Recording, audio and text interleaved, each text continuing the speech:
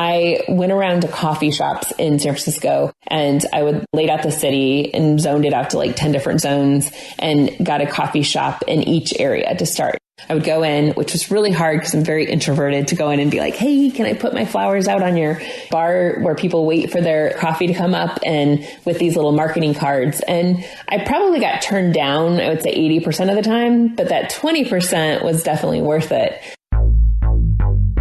This is the E-commerce Braintrust, a podcast about building momentum online for established consumer brands. Join our hosts and their expert guests for high-level conversations about e-commerce strategies, trends, and innovations. Access our Braintrust and boost your brand's e-commerce potential.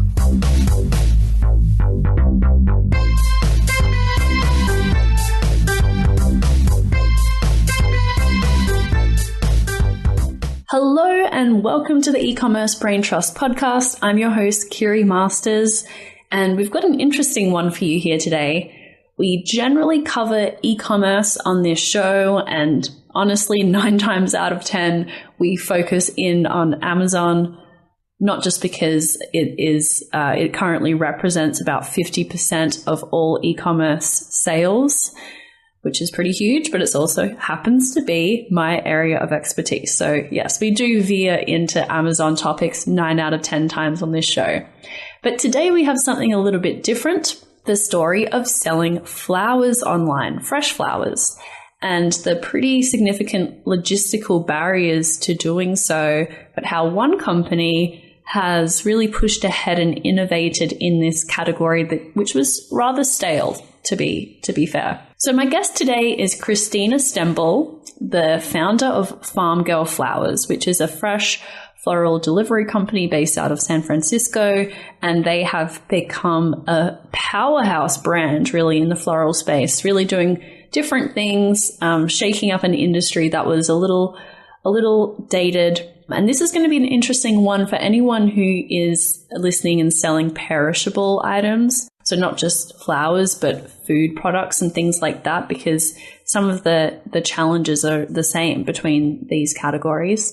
But it's also going to be more generally applicable to anyone who's interested in brand building and creating a cult following, which is exactly what Christina has managed to do with Farm Girl Flowers. There's many imitators out there now of her particular style of floristry and their brand promises and things like that. So in my conversation today, we talk about how floral is not an industry that most would associate with e-commerce, but we talk about, how floral delivery is e-commerce and what's different with this category as well as the similarities. While floral and flower delivery was ripe for disruption at the time that Christina started Farm Girl, some of the logistical challenges and solutions that Farm Girl has found in this category, especially around shipping, and how Farm Girl created a raving fan base and got so popular in recent years. This is a great case study in brand building. Just a note before we jump in, we did have some recording issues on this day, so we're going to jump right into the conversation with Christina without any preamble. Let's go. So floral is not an industry that most people would associate with e-commerce. Do you know what % of floral sales are done by the internet these days? I don't know as a percent of a whole, but it's about the last census that was taken, the last information I have is from 2010, and it was $3 billion. Now, the reason I don't know the percent is because it's all over the board on what people count in the overall. So some people say $35 billion industry. However, that includes a lot of like the Home Depot garden centers and things like that in it. It's speculated the overall industry is 7 to 8 billion. So if that's true, it's about 40%, but it's unknown. And that's also from 2010, where I think when the next study comes out, it'll be much higher as consumer purchasing is just moving to online for everything in life. I know that I rarely leave my house for certain things anymore, which is really bad to say, but true.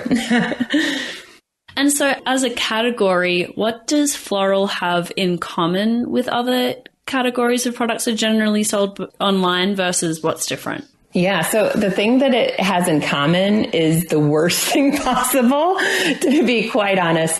consumer is the same person that every direct-to-consumer company is pretty much trying to target and trying to get as a consumer for their business. So we're all going for 25 to 54-year-old females, which makes it a very saturated, all the auctions on all your marketing channels are very saturated, going for the same person, higher expendable income, all basically demographically, we match up perfectly with what, all of the big retailers are trying to get, down to all the new direct-to-consumer companies, from the Nordstrom to the Glossier to the, every company is trying to go for the same consumer. And that's our consumer as well, which makes it very expensive to operate in the same marketing channels as they're doing, because we're, especially being a bootstrap company like we are.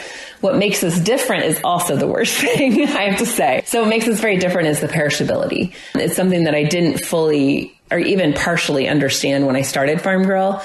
I saw the benefits, and there are benefits to having perishability. You don't have to hold large amounts of inventory because everything churns very quickly.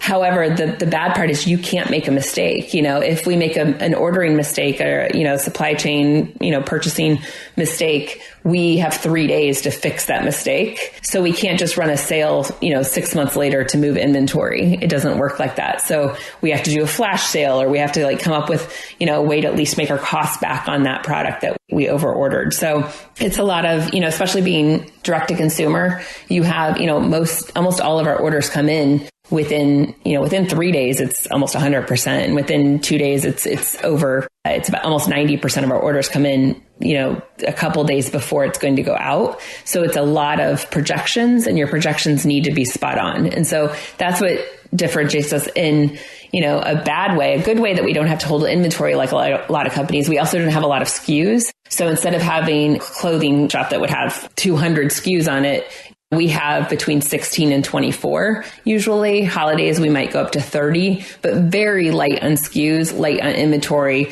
but really, perishability adds so much more complexity that I didn't even realize. And I would honestly never do it again. I will never do perishability again because of that. So, and so just on the SKU side of things, so you have a limited number of SKUs because you have this kind of custom, we will create a great design for you based on what we have on hand, and you don't really get to choose how many peonies you have in a bouquet. It's all sort of based on what's sort of fresh that day. Okay. Yeah, I should have mentioned that makes us different even in our industry from anyone else. So we are the only company that limits the choice to consumers in a very big way. There's some newer, smaller companies that have popped up recently that do the same thing. But of the large companies, when I started Farm Girl, the minimum SKUs that any of those companies had was around 165. Yeah. Now, even the newer ones that have popped up that are larger scale have significantly more. One of the biggest competitors of us on the new stage, basically, has around 200 SKUs at all times. So even within our industry, it makes us unique and different, but we don't allow consumers the choice of what they want. Like you said, if we have peonies, there's peonies in the bouquets, we'll run some specials. So, right now we actually have peonies as a special. So you'll know you're going to get 10 or 20 stems of peonies on that special, but you won't know what varieties they are. So we can order all the varieties they have and get it from several different farms. And let's say, the Sarah Bernhardt's come in and they don't look good. We can use the red charm instead because they do look good, and we can get a credit and send the other ones back if they're bad. So we don't have the issues of guessing on 200 different product types to see what consumers are going to order and then have to throw out 40% of them that don't sell. Every stem that we buy that is good quality, we use. We budget for 2% waste, but we have only come in over 1% once ever in the history of Farm Girl. And that's when we moved into a warehouse without a cooler. And so we had to budget for that. Gotcha. Is there anything that you want to add on to the logistical challenges that you've had? Maybe how challenging was it to go from a local market of San Francisco where you got started through to fulfilling to the contiguous states of the US, all of the contiguous states? Yeah. Expanding and sourcing was really challenging. When I started Farm Girl, it was always with the intent to be a national flower company. And I very naively thought that I would have that going within 12 months, 24 at the most, and realized that if it was that easy, everybody would be doing it. There definitely is a barrier to entry on that. It took me 5.5 years to get shipping going. The reason that people don't realize, and I didn't realize forever, is that shipping is way more expensive than you think, especially with Amazon creating this like mindset with consumers that shipping is free or very low cost. It's not. It costs a lot, and it makes sense. I mean, when you think about how many people have to touch that package and how many miles it travels and how many jets it's in and things like that, it shouldn't be cheap, but it's more expensive than people think. Like if you take one of our flower boxes, the rack rate of what it would cost to ship across the United States is over $200 if we just were paying shelf prices overnight, because we have to ship everything overnight because of the perishability. Again, wouldn't do perishability for that reason too. So in order to get enough buying power and negotiate a rate that is palatable it's not even palatable for consumers. We still charge $25 for shipping, which when I did focus groups before launching national shipping or almost national shipping, I found that with the $25 shipping rate, less than 2% of people would actually buy my product. But I had to launch with that because I didn't have enough buying power to do less. And I was still subsidizing that. Like this year, we'll subsidize over $2 million in shipping rates. So we'll pay UPS $2 million more. Wow. I was going to ask that. I was going to say, I bet the $25 doesn't even cover the fee. No, not even close. Not even close. And it's our number one complaint because consumers are like, you're gouging us on shipping. Why do you have to make so much money on shipping? And I'm like, I laugh at those emails. I know. I'm like, I wish we were making money. If only they knew. I think that Amazon, really led the charge with that changing consumer behavior of like, first it was free 2-day shipping and now it's 1-day shipping. And it makes me nervous, to be honest, because 1-day shipping is not sustainable for many companies at a lot of price points. And we're really training consumers to expect this immediate availability. And it's not just costly from a price standpoint, it's costly from an environmental standpoint as well. And we don't need a lot of things that quickly. And for Amazon to just say, this is free, it's the same as getting it in 5 days, people are like, oh, well, why not get it in 1 day as opposed to 5 without realizing, hey, someone is footing the bill for that and the planet as well.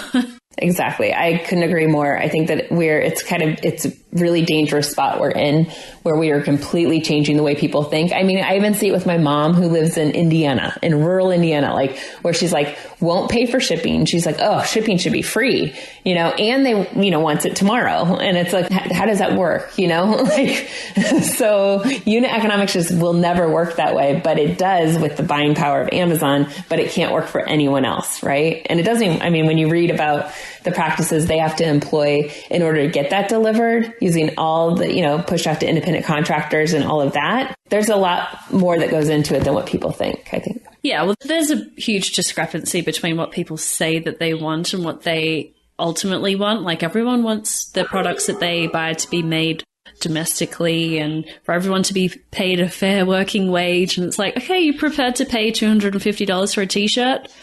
Nope. Exactly. They won't pay it. I know. We could do a whole nother hour on just like how everybody says they want American jobs, but there's nobody to even work those jobs anymore. Now the holiday selling season is officially here and it's time to ramp up sales. But how are you going to fund that extra marketing spend, that extra inventory, hiring extra help? One way to do that and access easy capital is through Payoneer Capital Advance.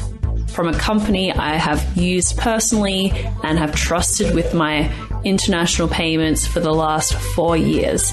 Payoneer's Capital Advance product is the ideal cash flow management solution for e-commerce merchants on Amazon and Walmart. What they do is extend a credit offer to you based on your store's recent sales, which you pay back gradually over time until the offer is fully settled. There's no credit checks, no collateral, and they're offering a really good rate as well. Go to payynr.co/Braintrust to learn more.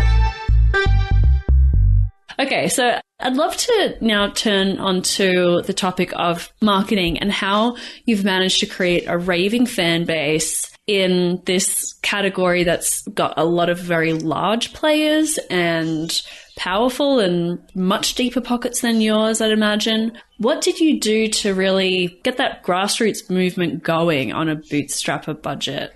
That is like the $1 million question that I get asked all the time. And it was a lot of work for a long period of time, which I know it doesn't seem long. We've been in business for almost 9 years now. And it was since day one, though, it's almost a decade. And people think that we're like a 2-year-old company because that's when they've heard about us, but it was a lot, 7 years before that of laying the groundwork. When I started Farm Girl, I had zero marketing budget. My husband worked in finance at the time. Now he's in technology. And he looked at my original financial model, which I look back and I'm like, oh, that was so cute, And I literally had 24 cents per unit allocated for marketing because I'd always been on the operations side of any business I'd been in before. And so I didn't understand the value of marketing. I thought it was kind of wasted money. I was like, whoa, and I would rather hire somebody than pay marketing for that. But I didn't understand how it worked. And so it was one of the biggest lessons I had to learn was how important marketing is and how you really do have to spend money to make money. But that said, we've never spent anywhere close to what our competitors spend on marketing. I think last year was $6.85 around that for customer acquisition. This year it'll be closer to $10. We spend far less than our competitors, but early days, I didn't even have that to spend. I didn't even have $1 to spend per order, I went around to coffee shops in San Francisco and I would laid out the city and zoned it out to like 10 different zones and got a coffee shop in each area to start. And eventually got up to about 20 coffee shops at a time that I would go in, which was really hard because I'm very introverted to go in and be like, hey, can I put my flowers out on your bar where people wait for their coffee to come up and with these little marketing cards. And I probably got turned down, I would say 80% of the time, but that 20% was definitely worth it.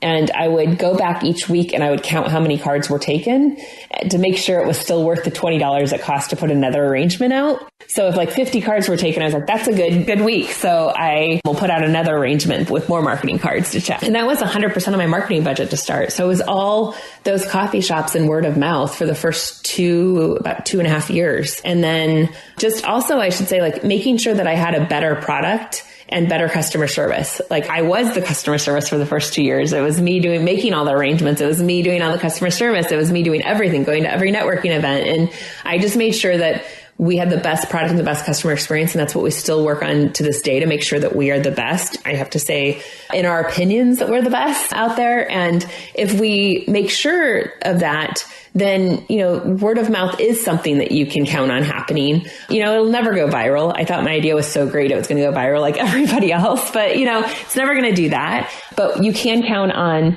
62% return customers like we have, and those 62% that are coming back, going and telling their friends about it. And that helps a lot as well. Also, really leaning in early on to digital channels. I remember a friend of mine actually set up our Instagram when she came to help me do an event delivery of flowers one night. And she was like, you really should put this on Instagram. And I was like, oh, Instagram is for the kids. It's just like something that the kids do. And she's like, no, it's not. So, started really using Instagram, and it was so new, Instagram and Facebook even, that when we started having marketing dollars to spend, that's where we put it. And it was, I do have to say, there was some luck in that because the timing worked out well for us because it was before all the large companies had changed and transitioned from traditional channels to the digital channels. And so the auctions were not saturated at all. There was one year that our customer acquisition cost using Facebook only, pretty much Facebook and some Yelp and a little bit of Google, was 98 cents.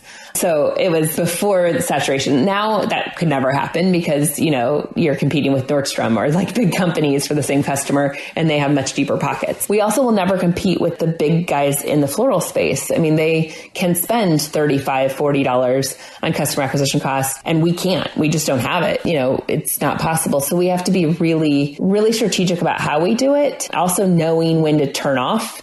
I'm never going to market or around, Black Friday. There's no way we can afford it. So just turn it off. Just don't even put your dollars there. Spend it when other people aren't. And then also around holidays that we're going to sell out on, knowing to just turn it off then, because why market when you already know you're going to sell out? Just sell out slower. It's great. So it's just being strategic about the when and how much. And then it's just building it slowly. And also everybody talks about authenticity. So I'm kind of hesitant to even use the word because it's the new like curated, the word, the buzzword of the moment. I think it's faked most time. It's not real authenticity by most companies. Most companies are using agencies to do their consumer facing digital pictures and messaging and all of that. And we don't. We do everything in house. Until this year, I still posted everything myself on our digital channels. I still do our static posts. About 75% of the time is me posting that. I believe strongly in keeping that in-house and not using agencies, because how would somebody externally know how to communicate what's going on? And the thing that makes us the most different from our competitors is that we make the bouquets in-house and with heart, we like to say. So we show that heart behind the scenes of everything that goes into making the bouquets. We show our team, we show, the kind of company that we're building, and you can't really fake that. Consumers know. And so, having that like white background, the very professional look, the like contrived Instagram stories that don't even look real because they're not, just doesn't work. And so we don't do that. And I think that really has been kind of some secret sauce that we have. So speaking of your acquisition costs, so you mentioned going from 90 cents to $6, and that's still a good deal. But like you said, Facebook's saturated, Instagram's saturated. What channels do you look at now as providing a good opportunity to kind of get in early while the CPMs are low? We only have 3 ad sets going at any given moment. So a lot of people are like, you're crazy, and I see other consumer brands that have, my friends that have companies are like, we have 300 ad sets going. I have a half-time marketing person and myself, and then my husband who works in marketing that helps, at night for me. And so we don't have a fully optimized marketing department. And I still think that's okay, because I'd rather spend the actual money we have on the actual spend, the marketing spend, and not on the people to do it. And so this is something I see a lot with companies my size or even smaller. They will have very high paid marketing people in-house that cost as much as what they're actually spending on marketing externally. And I'm like, instead of spending, $1 million on people and $1 million on marketing spend $200,000 on people or $100,000 on people and put all of that into the actual spend, because that's how you grow your business, by getting in front of people. And so we put every dollar we can into marketing, because that's how we're going to grow our business. I don't put it on huge, salaries internally, or spending it on, the agencies that I talked about that are going to say, we're going to get you, 9x return on every dollar you spend and stuff. And it's like, okay, those are all funny numbers when you break it down, because if your revenue isn't 9x more, it's like, this doesn't seem like it's a good deal. So I am a big believer in just watching the YouTube channels, learning yourself how to do the ad sets, and putting all the money into getting in front of people. And that's what we've done. So even though we will spend less than $2 million on marketing and PR and everything else included in that this year on a $34 million business, we'll get the most we can for every dollar that we spend by putting it. And are you seeing any emerging channels as providing good better ROI than those really saturated ones, Pinterest or Snapchat or? No, honestly, we need to go back to Pinterest and try again. I think the timing might have been off when we really tried 2 years ago, and I hear it's gotten much better. So we need to put some work and time into that. But we still find that Facebook and Instagram are the best. It's now, Instagram at the very beginning was horrible for us because people weren't used to buying yet on Instagram, and now it's getting much better. So we are seeing that, it's kind of evening out a little bit more, where it was like 90% Facebook, 10% Instagram, and now it's evening out better. But those 2 channels are still the best for us, far better than Google. Google, we can just throw money in the wind, I feel like is what we're doing. We do a little bit on Google, but we just don't find the ROI to be anywhere close to Facebook and Instagram for us.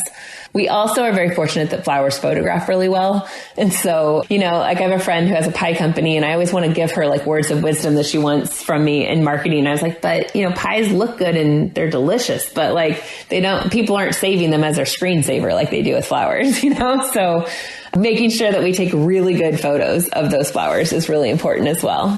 So, and I know I know the tricks on what people want to see. They don't want to see people in our photos. They don't want to see too much white space. It has to be 80% filled with flowers. They need to be bright colored flowers. They can't be the muted tones that look so good in person, but not in photographs. Like the list goes on and on about like knowing what your consumers are going to respond well to in your ads as well. So videos though too, that is something that is helping a lot. 3-second, very short videos in your ad, like in the carousel ads. We're having really good response rate to that one. They just can't be long. We tend to be way too verbose in every area of our marketing. And so keeping it really, you have basically, a couple seconds and that's it to grab their attention. But putting GIFs and videos in the actual carousel ads has been really, really great for us recently.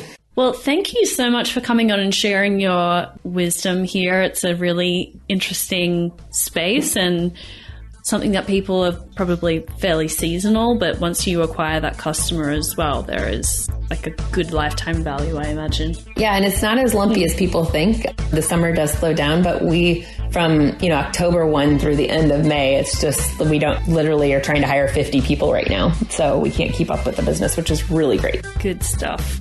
Well, thank you again, Christina, for coming on the show, and all the best as things heat up for Q4. Thank you so much, Kiri. I had a blast. Great talking to you today.